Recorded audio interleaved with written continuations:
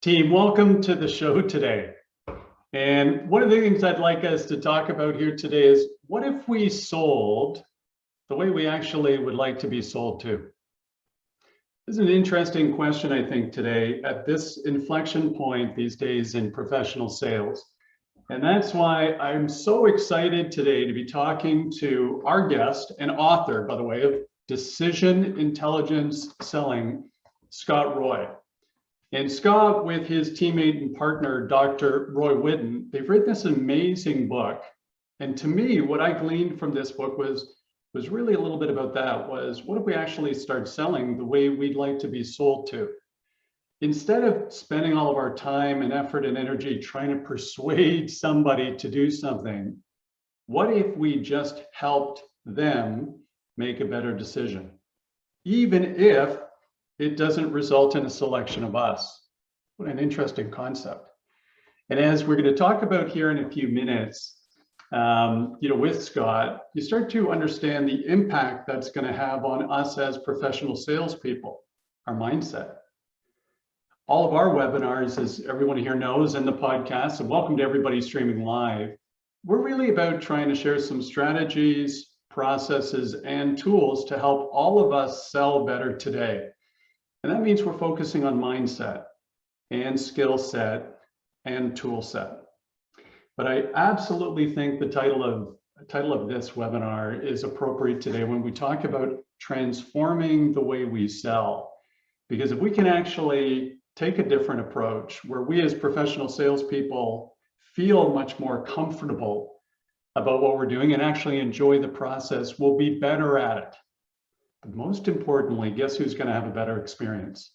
The client's going to have a better experience. The prospect's going to have a better buying experience. And as Scott and Roy point out in the book, when you start to look at client retention, client loyalty, one of the main factors that drives that is actually the process they went through in terms of engaging you in the first place. So how you sell really matters. So team, as always, with those of us streaming live and those of us on the webinar today, please feel free as we go through this conversation. We're going to have a great conversation with Scott in just over a minute here. And what we will do is ask for your questions throughout. And my amazing teammates, Neil Gandhi and Sandra D'Souza, they're going to weigh in and let us know what those questions are. So team, I'd like to now formally introduce Scott Roy, who's going to be joining us. He is part of and founder of the Whitten and Roy Partnership. It's a sales consultancy, sales training organization, sales consultancy. But here's the amazing thing about their business. They've operated in 40 countries across the world. So boy, start to think about that for a second. If you think of your organizations that have 40 large clients, they've actually operated in 40 countries across the world, which is just unbelievable. So without further ado, let's pass the floor over, see if Scott's there to come on and join us here this morning. There he is. Hi, Mark. How are you? I'm great, Scott. Welcome, and thanks so much for joining us today. Thank you. I really appreciate you inviting me to come. You're coming to us from Tennessee today, right, Scott? That's right. I just flew into Tennessee from Southeast Asia. I finally am on to my first business trips now since the pandemic. My last business trip was to Nigeria back in March of 2020. And then this is the first business trip was in September and October to Cambodia. So wow. It's nice to be back out there again. What amazing locations. We're going to get to that in a second. So how did it go? How did it feel to be back out there again? The strangest part about the whole thing was the flying experience, and going into Seoul Airport, for example, and it's just empty. So right. Normally there are like 300 flights a day. And I think I looked up on the board and I was there very early in the morning and all of the flights for the day were shown. And there were, I think 37 is what I counted. It was just, it's just like a different world. And that's what's weird about it is just that, sort of that dystopian emptiness of these huge airports, gargantuan empty spaces like Heathrow and stuff, So interesting. We're a little bit behind you, Scott. I know you're down in Tennessee. We're up in Toronto, the Northeast. We're just opening up now. So we had a little bit of a tighter lockdown, and for a couple of Sure. reasons, and it's very interesting. I was just sharing with my team today. Yesterday was the first time I actually had a face-to-face meeting with a client. Is that right? Wow. Yeah. Wow. Yeah. So, in their building, in their boardroom, we did some social distancing and outside and on patios and so forth. And they both, it almost got emotional for them and for me. Yeah. It was so nice to be face to face with somebody Sure. again. It was just a wonderful experience. I had that experience yesterday too. I spoke at the University of Tennessee here in Knoxville, the Wow. MBA program, and I always love to do this when I go to an MBA program. I did this when I was at Stanford and also at Harvard, and each of these different places. And I love to tell them that, look, I'm a history major.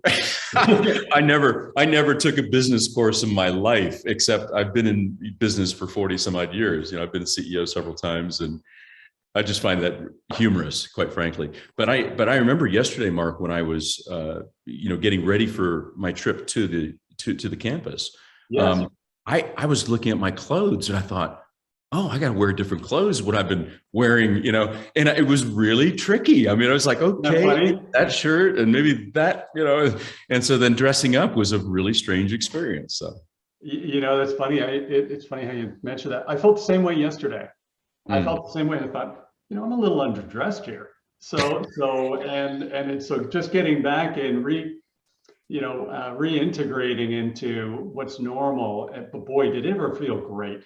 Yeah. So sort of kind of continue on and move on here.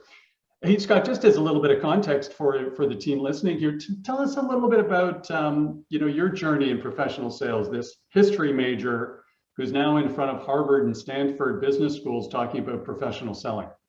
Yeah. Okay. So funny story was when I was 19 years of age. I was a sophomore at Wake Forest University in North Carolina. Wake Forest, great school, yeah. And a friend of mine went out and sold books door to door for a company called Southwestern Company. Remember that? Yeah, in 1976. So I've given my age away there. So I'm 64. but I said, well, how was it? And he says, well, I made $4,000. I saved $4,000. And I thought to myself, whoa, I want to save $4,000. So I said, can I get a job with them? And he says, well, I'll introduce you to my sales manager. And because as a kid, I used to sell stuff door to door all the time. I sold greeting cards, and we had oranges on our tree in Florida, and I would sell oranges or grapefruits or avocados or whatever. And so for a lot of people who would think about going out and selling door to door, for me, it was fine. But most people, look at it and go, oh God, I would never want to do a job like that in the summer. Right. And so, or ever for that matter. And so anyway, that's how I got started. And I found it, quite enjoyable. It was tricky. I mean, it's a tough job going door to door, working 80 hours a week in a straight commission basis in a different part of the country and all of that. And little did I know that experience where I was going after making $4,000, which I did exceed that, would be really, it would become my life. Selling would become my life. And I'm just very, very thankful every day that I was trained by such a great organization that had ethics at the heart of what they do. And unfortunately, as you know, in selling, sometimes ethics are bent or even broken, in the selling. And in fact, that's the way the world thinks about selling. So anyway, that's where I started. Well, by the way, remind me, if memory serves, wasn't that the company that they would actually hire you, but then they would have you sell in a different part of the country? That's right. Stayed with billeted families. Yep, that's right. That's right. When you start to think of commitment as being one of the key ingredients for success in life, that's a commitment. When most people are taking summers off to get a summer job and party it up for the 4 months of the summer. And by the way, guilty is charged. When I was going to university, what a commitment to jump on the bus and end up in a different part of the world and do door-to-door selling. And boy, would it ever have required great sales training and then great coaching as you're going through that process and facing rejection and all of those kind of great things. Boy. Yeah.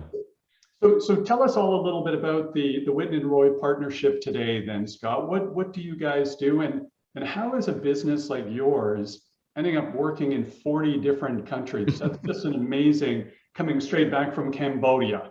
Right. What an amazing kind of story. Tell us about that. Well, it actually, for me, it started in Cambodia.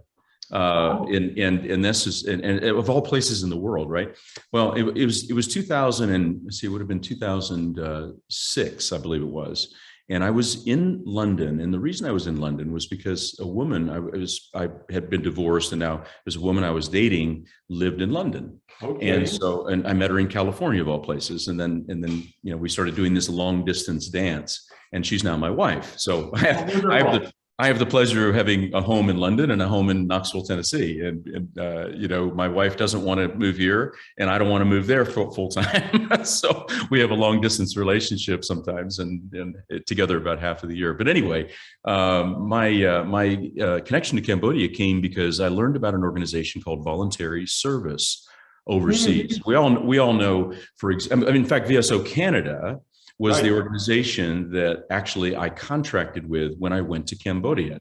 And this was, I'd come out of, basically 28 years I'd spent 11 years in the book business as a salesperson, and then a sales manager, and then built quite a large sales organization. Mm-hmm. And then after 11 years, I left there and went into the insurance industry as a national sales manager for an insurance company out of Cleveland, Ohio.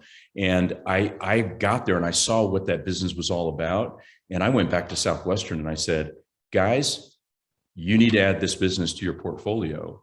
And so we put a deal together. They invested $18 million in the business. We started an insurance company from scratch called Family Heritage Life Insurance Company. I sold my interest after 11 years. Today, it's about $2 billion in assets.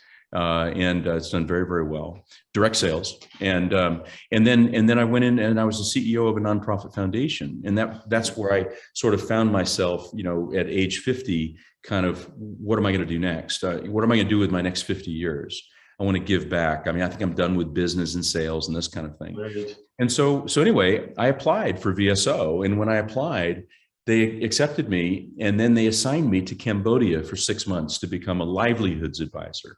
Wow. And so I went there and my life really changed. I lived off of $650 a month. It was amazing. It was really amazing. And I learned so many different things. And it just that big change like that made room for me to let go of the things that were familiar to me and embrace things that were new to me. And I can look at that 6-month period as being a real turning point in my life, period, but my professional life as well, because I learned there about how selling was being applied to philanthropy for the very first time. It used to be that you would give stuff away, like toilets and to very poor people in countries like that. You would give toilets away, you would give water filters, you would give seeds for agriculture, you give education away for free, et cetera. But unfortunately, people don't embrace and appreciate what's being given to them for free. Right. And so about 20 years ago, they, not me, but the powers that be in philanthropy said, well, what if we started applying a selling process where people would actually buy the seeds? It wouldn't be expensive, but at least they would have some money in the game, either subsidized or direct cost. So anyway, that's what I learned about when I was there. And I all of a sudden, the giant in me that's all about sales and sales management, building sales organizations, all this, I'm sitting across the desk talking to a guy who wanted to have me come work with them. And so I came back in 2008 and did that. Then in a parallel world, Roy, my business partner, and I were putting together a sales consultancy in London that launched in 2009. So that was aimed toward the B2B world. And on the side, I had this little gig in Cambodia, doing sales consulting. Hey, so yeah, nice timing on the formation of the business. Financial crisis. Let's launch a new business. That takes a lot of guts in terms of the financial crisis. However, an amazing number of new businesses launched during COVID, particularly in Europe. Yeah, because people were taking some government funding and converting that into capital to start a business. Yeah. Hey, so you're taking these skills that you leveraged in professional sales in the commercial world, you end up in the global South doing it. How did those skills translate when you're having those conversations? How did that feel? That's such a great question, because I really went into the global South with an open mind of saying, look, I'm like a blank slate here. I don't know development. I know sales. I know business. I know how to build a business, but this is a blank slate for me. And so I literally kept my mouth shut for 2 months and just watched what people were doing. And I took lots of notes and I was working for VSO to help them understand if they should expand into micro entrepreneurship and support that. And so that was my study. And I did the study. And what I came back with was everyone is a micro entrepreneur just about in Cambodia. There's no big, there are no big factories. There weren't at that time. There are now garment factories. But at that time, you were farming, you were fishing, or you had a little roadside stand and you're selling something, little mom and pop, talk about, really, really, really poor area. Yeah. Okay. And so I was watching these people selling, and then I would see people say, oh, it's too expensive. And then I would see the salesperson just stop talking. They would go, oh, okay. And then I would go, wait a minute, it's just a financial objection. Come on, in America, the number one objection you hear when I sold books was, oh, I can't afford it. Right. And it's like, okay, that doesn't make any sense. Well, the same thing was true in Cambodia. I can't afford it is actually code language for I'm not sold on what you're trying to sell me. Right. Because if I am sold on it, I'm going to go find the money, and I'll find it from somewhere if it's a reasonable price and it's what I want and need. So that sort of insight for me of seeing how selling was being done in the developing world was actually exactly the way that people sell. Interesting. What happened, I oftentimes say, what happens in India, you sell the same way in Indiana, the way you sell in London is the same way you sell in Lusaka, right? And it's really hard for my commercial clients to accept that, because it's sort of like, well, wait a minute, we're sophisticated, we're an international telecommunications company, how can that be? Well, it really just boils down to people. And if people can understand that, then they can, they can be very confident in the fact that the thing that they need to be investing in is their people. And if you can help your people become confident in what they're doing, and most importantly, doing the right kinds of conversations with clients, then you're going to build a great business. And whether it's in the global South or in the global North, B2B, B2C, B2G, whatever. Well, there's an epiphany for everybody. I don't think I would never have anticipated that there were that many similarities. And but I guess, as you say, you just said people are people. That makes all the sense in the world. And helping them get to a better future makes all the sense in the world, which is what drove you down there in the first place, literally saving lives. And I think in your commercial experience, we're not saving lives, but I'll tell you what, in some ways we are saving careers if we do this well, or it goes the opposite way. Yeah. So tell us a little bit about, and I really want to make sure we save time, we get to the book here, but with decision intelligence selling, oftentimes when we're chatting with amazing authors like yourself, Scott, there's some problem statement. And our listeners and viewers are tired of hearing me call out the problem statement in professional sales. But what's your view on some of the challenges in professional sales today? How are we doing as a profession? Yeah, it's a great question, Mark. I don't think we're doing well with it. I was talking to Andy Paul on the podcast that we did a couple of days ago, and we were just chatting about the fact that like $20 billion a year is spent on training salespeople in the United States every year. And it's like, we have nothing to show for it. Right. We have high turnover. We have people who really are I think in a dumbed down system. I think we're so reliant on technology now that we've really bled out the humanity in selling. And so, I could talk on this for a long time. Being a guy who was a traditional direct sales guy who then transitioned into B2B, we didn't have even a mobile phone, for God's sakes. Back when I started, we had a number 2 pencil, maybe a big pen, and a notebook. Those are your tools right there. And so I'm not advocating, by the way, going back to that, because I think CRMs and sales platforms and some of the technology that's available today is absolutely amazing. But to surrender to it and have it be the thing that drives our activities as opposed to us driving the activities and using it as a tool is a huge mistake. And I think in some ways, the art of salesmanship is really going away. It's being sort of digitized. And I'm not yearning for the old days. I'm not saying, I'm an old, I'm not an old fart looking at, I use all the technology myself. We use CRM. We sell over Zoom, by the way. Almost all of our work is sold over Zoom. You do. 40 countries. You were using Zoom long before we were. Exactly. About that. Yeah. People were going, how do you sell over Zoom? I said, well, what do you mean? It's all we do. Right. But anyway, I just want to say that I think that technology is a great thing, but I think also that the combination of sort of short-term goal setting and profitability causes businesses to make some really stupid decisions with respect to how they develop their people. I can't begin to tell you the number of commercial clients we've worked with, and even from the global South, who begin with, okay, we want to only train the people that are, on the bus, the ones that are the real performers. We don't want to invest in people who are not the real performers. It's like, well, how in the world are you going to help them become performers? Where's the commitment to the people that you're hiring to help them develop into the kind of performers you need them to be? Where is that? Yeah. And so in the global South, there isn't a workforce that is talented in great numbers. Let me put it that way. For sales management in particular, and certainly for sales, and certainly B2B.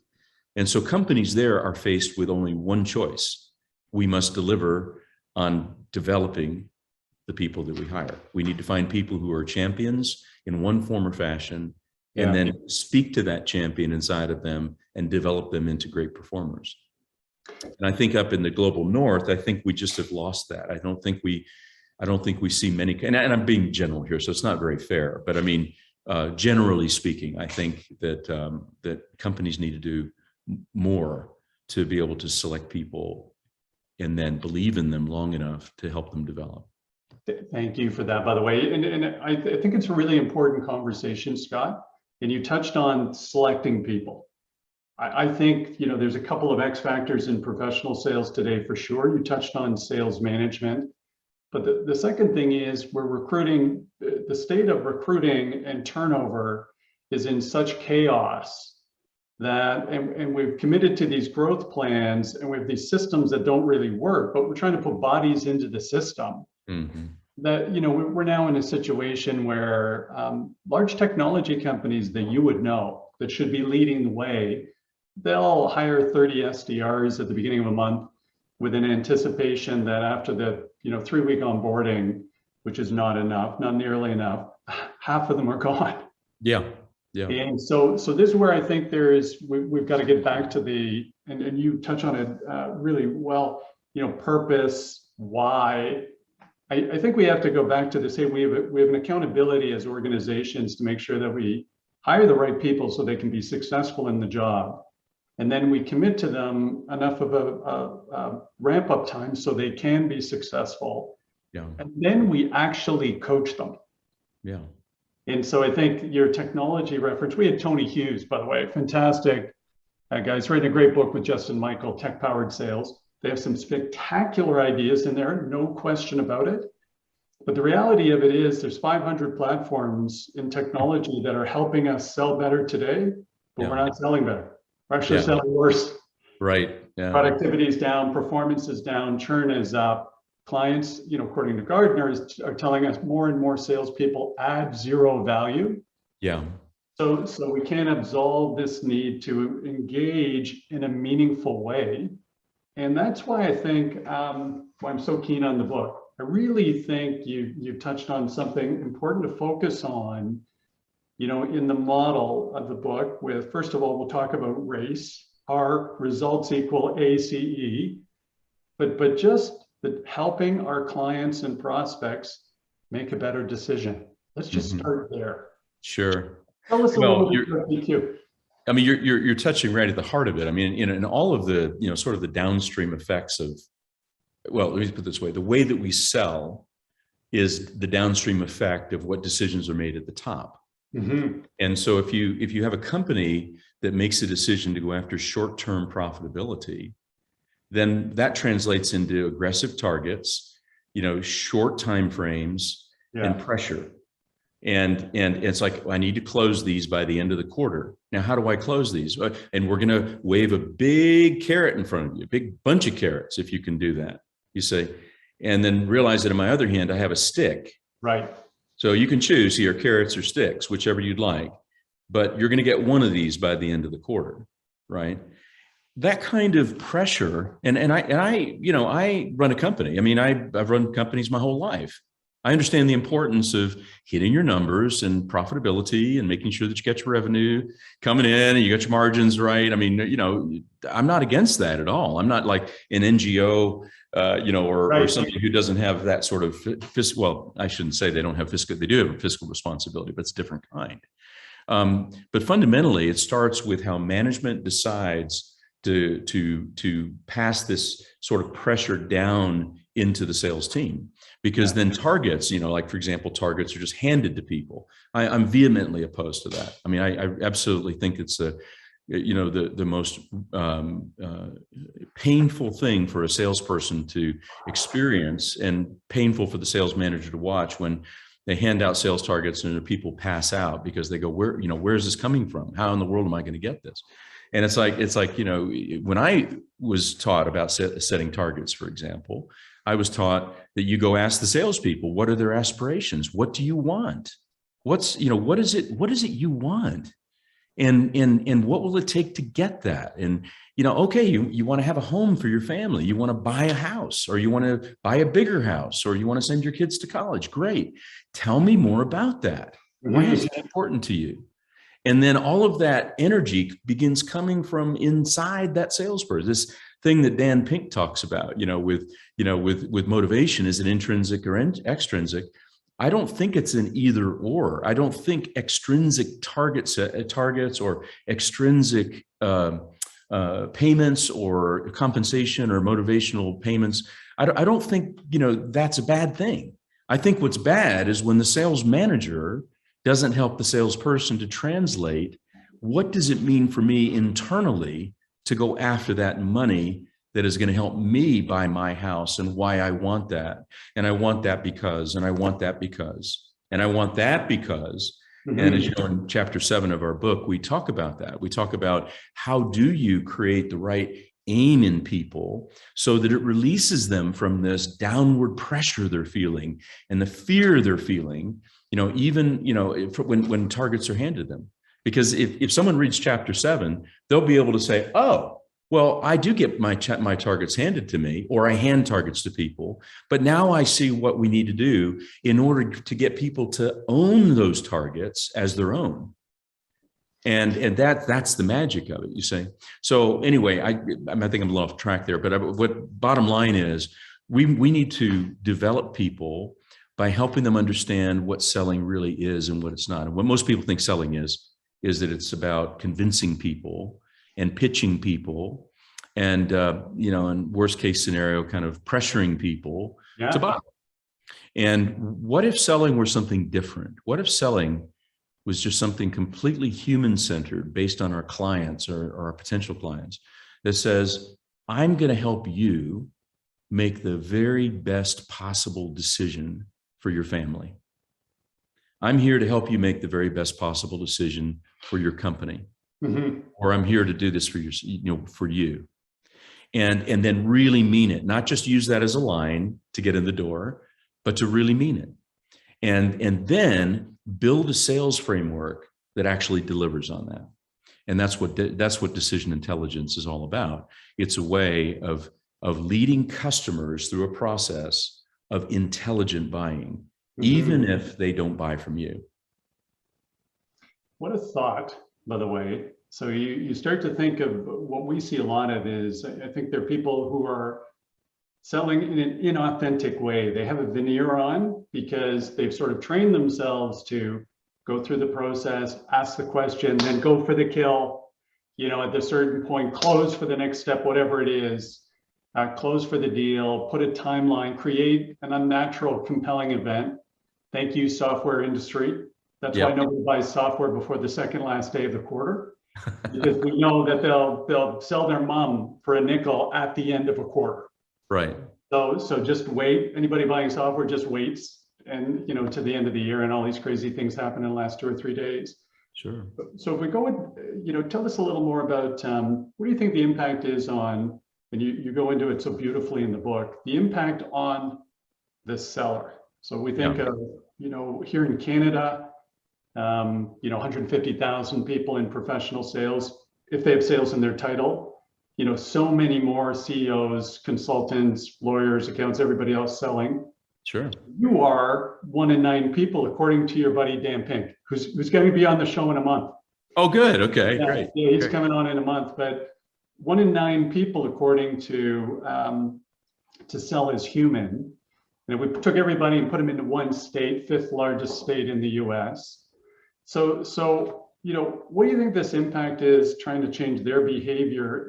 If you could convince them this is a different way of going about it, tell us a little bit about why this would change their mindset and they'd be so committed to it. Yeah, well, it's what I can say as a professional salesperson. And by the way, what we're teaching in selling is the way that Roy and I and our people sell. And oftentimes we'll have a client say to us during the selling process, because we sell training services and consulting services, they'll just ask us, now, are our people going to learn how to sell like you're selling to me right now? Yeah, great. And I say, yeah. What's it like being sold to in this way? Well, let me tell you, and then they'll go into it. But yeah, I mean, I think what I can say as a professional in this industry for 40 some odd years is that when I began selling in this way, I needed to break some bad habits. But once I broke those bad habits, like leading questions and this kinds of thing, once I broke those bad habits, Mark, selling just lost all the feeling of pressure to me. I mean, I love selling.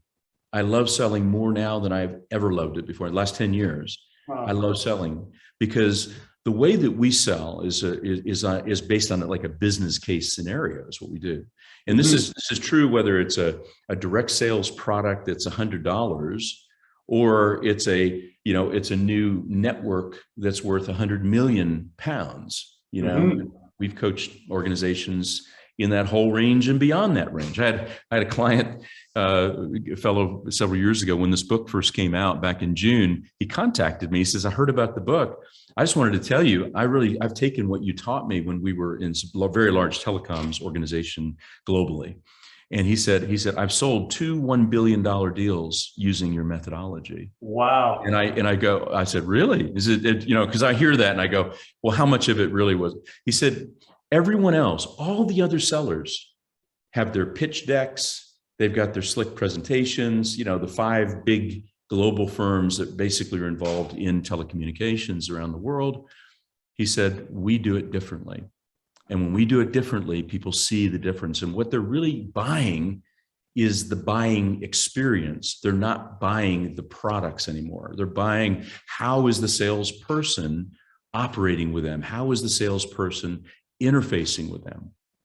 And I just want to make that point because I think that's so important. I mean, this whole concept of, that's a strategic sale. Obviously, those are very, very significant sales.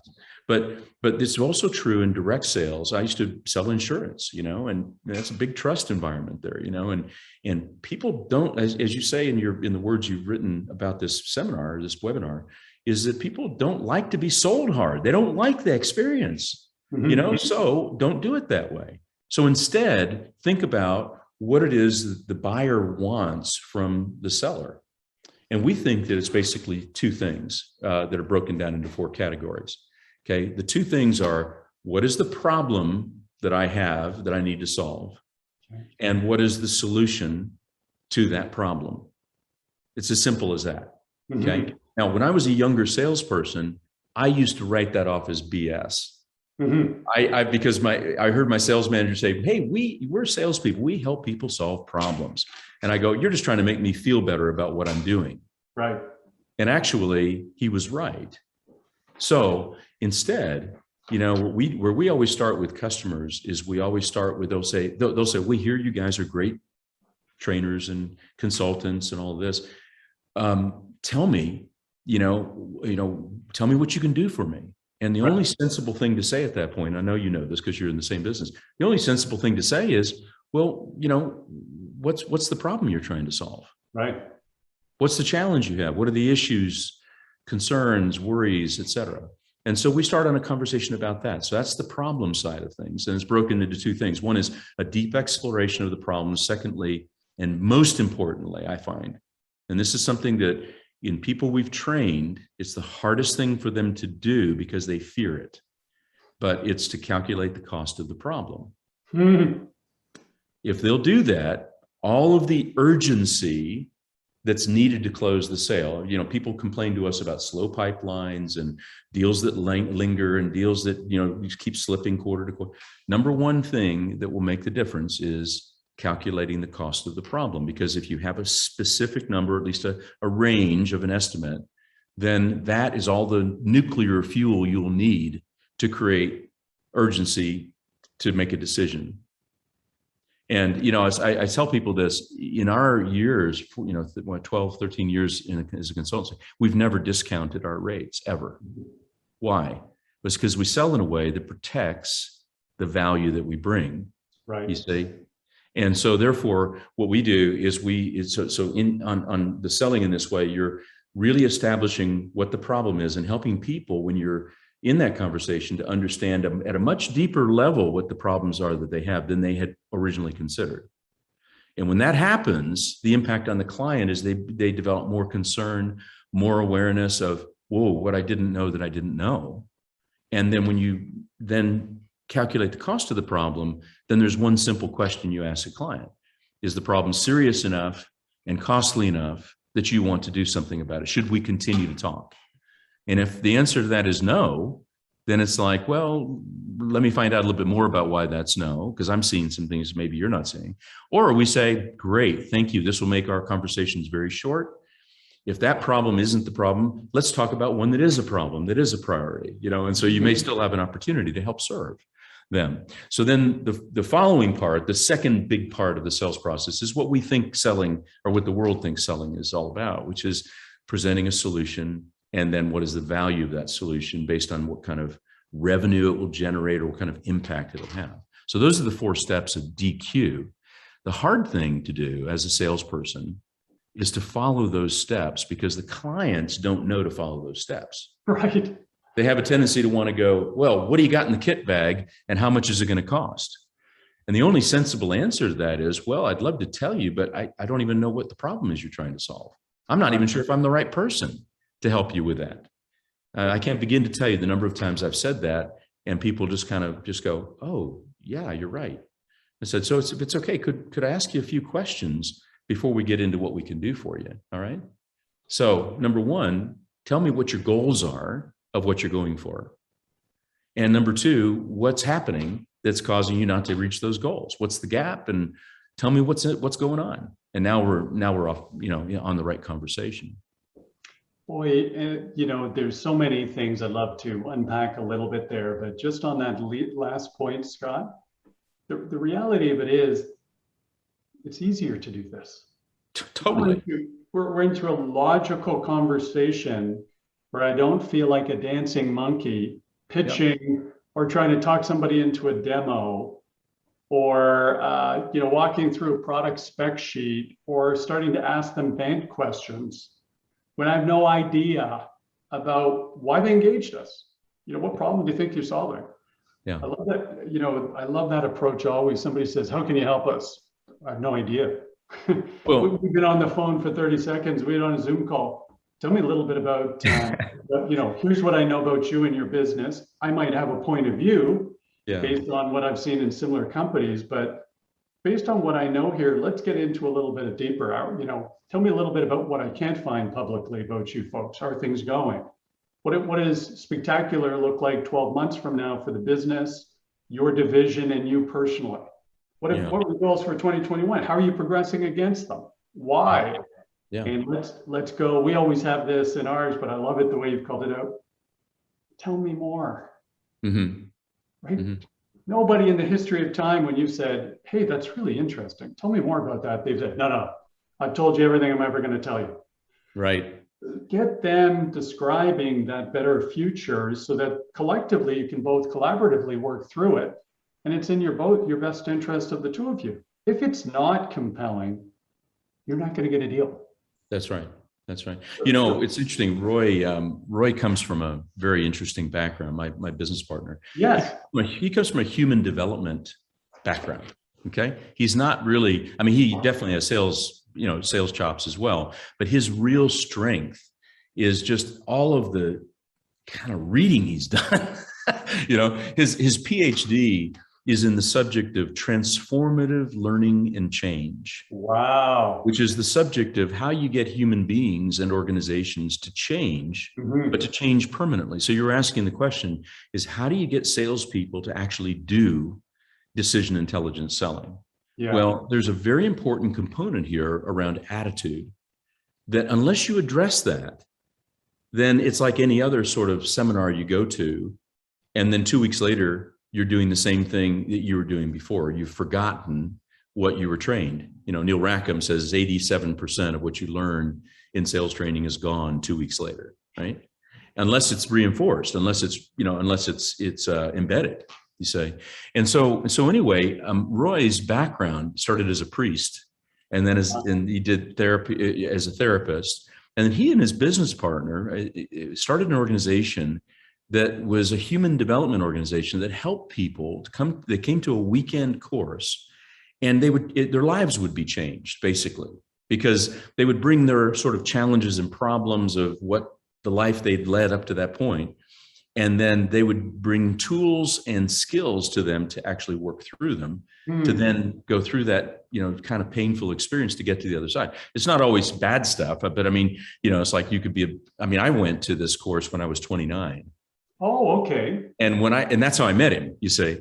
And then 3 days later, I came out the other side of it like, holy smokes. I've just learned the holy grail of how to motivate my sales team, how to work with people, and also how to work with me. And what that course was about was waking us up to something we call autopilot. And autopilot, we write about this in the book in chapter 5. And this is all about what happens to salespeople and sales managers is essentially you're dealing with someone who may be 35 or 40, but you're really dealing, oftentimes with the psychology of someone where they develop most of their sort of frame of reference between the ages of 5 and 10. You say, and so so someone is out there. I don't want to get too deep into psychology, but the bottom line is, unless you address this when you're coaching, when you're mentoring, when you're training, unless you do this, the old habits, the old autopilot stuff is gonna overcome. It's like what we say about culture, people who are involved in change management. Strategy for breakfast. That's right. That's right. Culture will eat it for breakfast. You got it. Yeah. And so what we basically know that. And so what we do, unlike a lot of other, even very large consulting organizations, is that we address attitude. We hit it right on the head. And it's not about, oh, hey, everybody, you need to have a good attitude. Okay. What we do is we invite it. We invite it during the discovery process. What is it you don't like about what's going on around here? What gives you stress and pressure? What causes you, what interferes with your ability to succeed? And then in the training program itself, we'll actually go into that. We'll say, we have this, the model is actually, I think it's in chapter 6, it's above and below the line. Yeah, and it's essentially exercise. Yeah. So you basically are, the way I thought about it when I was younger was positive and negative, right? And that's what I was trained by Zig Ziglar and all those people, on tapes, right? And it was great. I mean, great stuff, really. But I still struggled. I still struggled with attitude. But what Roy and his business partner did is they helped to create models that were easier, and then skills to actually undo some of the psychology. And that's what Roy and I have done in sales, is we brought the psychology, not only of the buyer, but also the psychology of the seller together, you say, and given people tools and skills and frameworks they then can use to actually improve their own life, let alone their selling, but also to help the people that they're managing or coaching or leading. And so much, as we all know, there's so much in selling that's about attitude. It's just so much about attitude. We know that, having an expectant attitude, we know, the importance of seeing possibilities, the importance of avoiding, the trap of feeling fear, or getting sucked into a situation where you just give up. And it's so easy to go there in sales. Sales probably more so than any other profession, probably very much like professional sports, actually.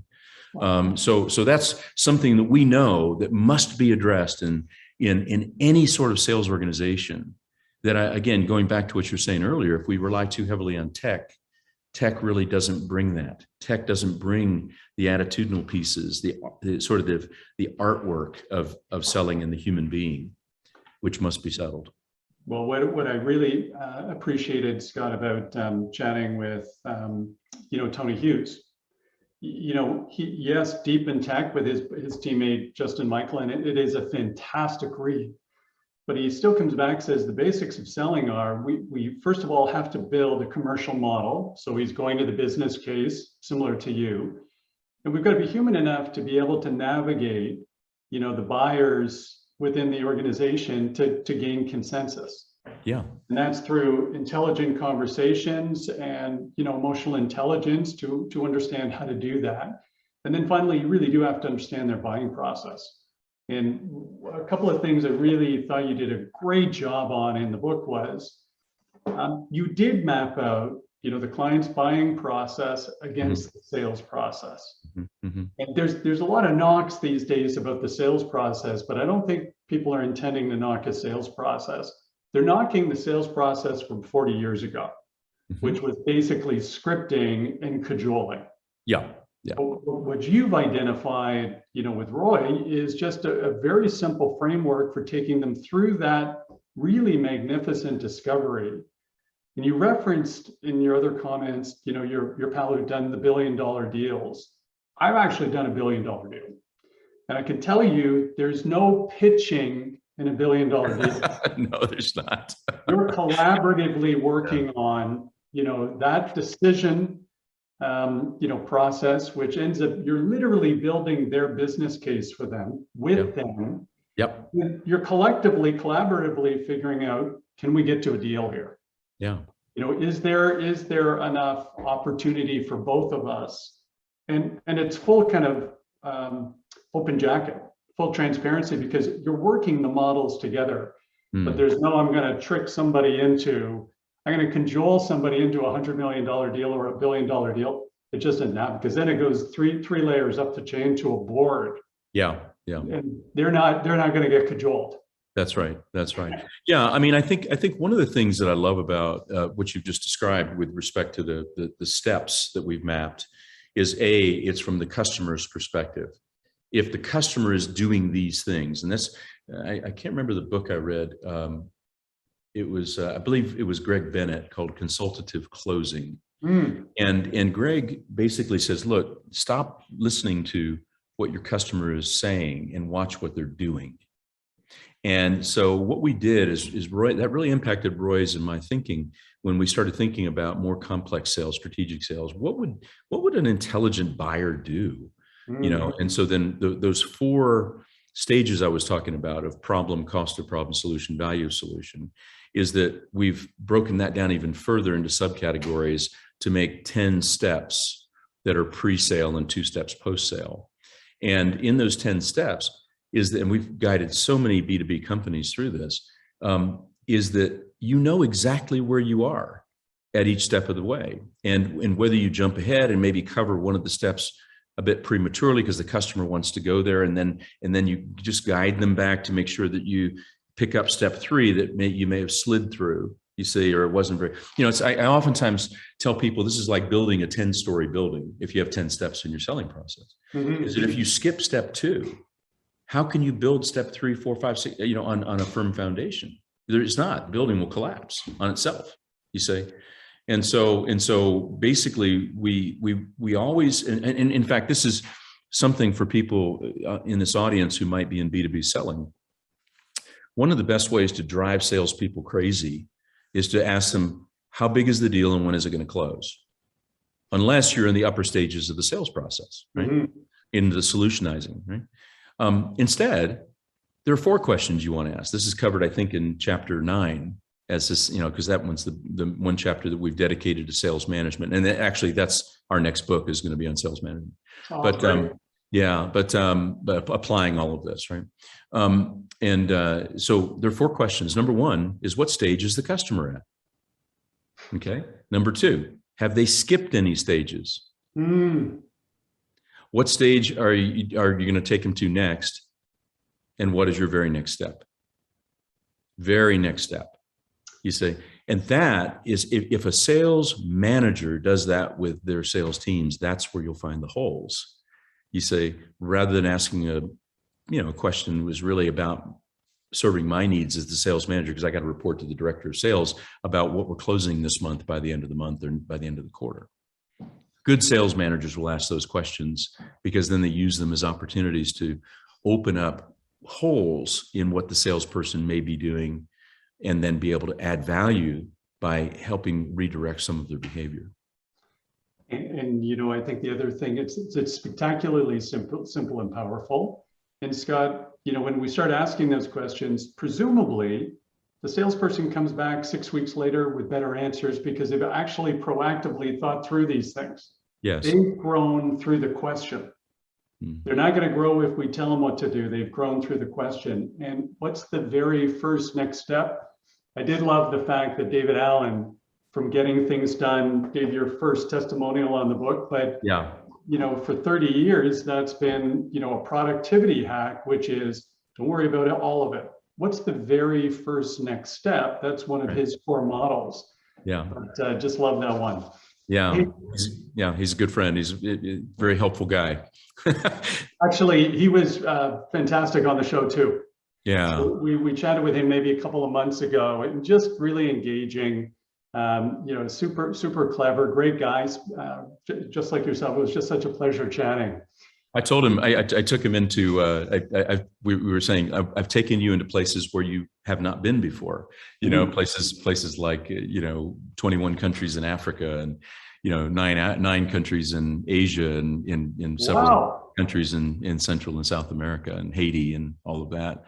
I mean, all of the stuff we're talking about, which is, is all about selling, is the stuff that we do in the developing world, and basically teaching people these outstanding, selling skills and strategies, et cetera, and how to manage one's life and how to aim properly and how to release that brilliance that's inside of you and all of that stuff. And I tell you, in the global South, we find a lot of people really appreciating what we bring to them. But as you say, the same thing is true in the global North, is that it may not be so obvious, when somebody's dressed up or whatever, that inside they're in turmoil because they're so afraid they're not going to hit their target, how they're going to pay their bills, et cetera. That those people need support and development as well. And so that's one of the reasons why we continue very aggressively to go after this market as well. Oh, if you've run sales organizations for years, it doesn't matter what they're wearing. You've seen this all over the place. Yeah. Yeah, you've seen this. We've lived it. Yeah. As you've gone up the chain and you've run teams and you've done all of those things, we've seen that pain and anxiety and stress. And so this is why I was so thrilled with this book on a lot of fronts. Number one, the clarity. So I think we can get through this. This would make a great book team for your monthly book review with the team. First of all, because we're always encouraging lifelong learning. But I think it's so important because I think if you apply these things, it goes right to the mindset. There's a couple of exercises that Scott referenced here above and below the line. We have a friend who calls that abundance versus scarcity mindset, Dan Sullivan from Strategic Coach, who's a friend. But there's a lot of ways of thinking of that. But I think the huge point you bring up is understand where you are and figure out how we get there. Gain in the gap is another Strategic Coach term that addresses that. It's unbelievable to me that we've just gone through an hour, Scott. So as we run out of a little bit of time here, just first of all, on behalf of everybody listening, I just wanted to say thank you so much for joining. Thank you. Thank you for having me. Just a spectacular read, Decision Intelligence Selling by Scott Roy and Dr. Roy Whitten. And how do we get in contact if we want to learn more outside of getting the book at Amazon and others? How do folks find you to stay abreast of what you're up to? Sure. Well, the easiest way is on the internet with our website, which is WR Partnership, WRPartnership.com. And that's one way. And there's more information there. There's information about the books. There's information about our approach, as well as, a lot of reading material. In fact, just want to point to one piece of reading material is the RIP to the RFP. Okay. And you have to go into the media section, and then you'll find the article, the RIP for the RFP. I love it. Roy wrote that article. It's a great article about RFPs. But anyway, we've got about 30 or 40 articles in there, and then our, you can contact us through the website as well. So it's clear. So those on the live webinar today and those on LinkedIn streaming, my great teammate Neil just put the website in the chat feature. And we will also send everybody just a thank you email today. We're going to put a link to the website as well. And RIP for the RFP sounds to me like that's pretty good reading for Sunday on Halloween.